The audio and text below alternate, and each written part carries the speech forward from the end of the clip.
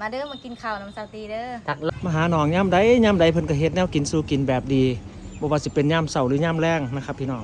อันนี้เพิ่นเฮ็ดอีกแล้วครับเดี๋ยวขึ้นมาหาน้องตี้มื้อนี้เฮ็ดหยังให้อ้ายกินเนาะย่ำแรงเนาะปิ้งกบตำมุ้งกับต้มไก่ปิ้งกบตำบักหุ่งต้มไก่กบจะไปหามาเองวะแม่ไปหาอยู่ในตลาดไปหาอยู่ในตลาดโอ้หมูโอ้มีหลายพร้อมโอ้ปิ้งกบต้มไก่มาแต่ไสเนาะไก่แถวบ้านนี่แหละไก่แถวบ้านนี่นะโอ้ไก่เลี้ยงเองวะแม่เลี้ยงเองนึกว่ามันไก่เก่งบ้านนี่แต่เนาะสติเศร้ารู้กะนี่อายยายมาเยี่ยมมายามเพิ่นกะทีแล้วเนาะลุยเฮ็ดกับข้าวกับน้ำเนาะเพิ่นกะบ่มีหยังตอนรับมีแต่ตอนรับเป็นข้าวเป็นน้ำนี่แหละอันอื่นกะถ้าสิเป็นเงินให้มีบ่เงินให้กับเจ้ามีน่ะมีแต่สากแล้วว่าเอาไปมีบอกกันให้เจ้ามีแต่หัวใจสิเด้อเอาถามโอ้อายเพิ่นมาเยี่ยมน่ะอายยายเพิ่นมาเยี่ยมมีแต่ของกินของอยากนี่แหละเนาะ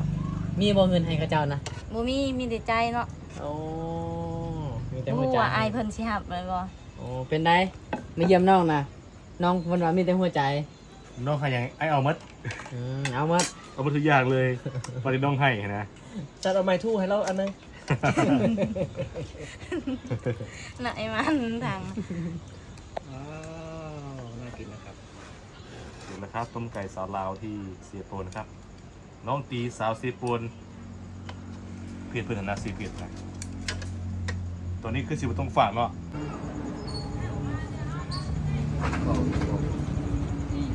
สาวเสียโปน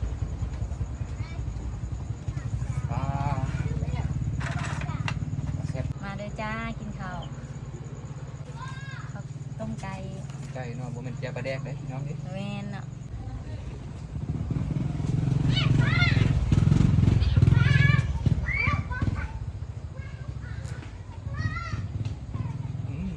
โรยทีแล้วก็เอาบ้องเนาะโรยแซ่บด้วยจ้านะ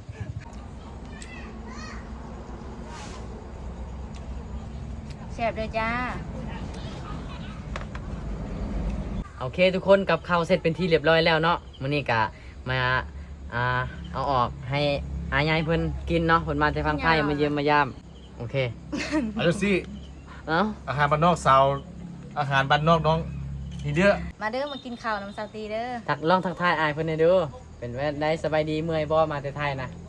มาแต่พุ่นน่ะลอยน้ำมาบ่หรือว่าจังไดเอาลองทำมันดูเป็นไรอ้ายสบายดีอยู่บ่สบายดีถูกใจแล้วก็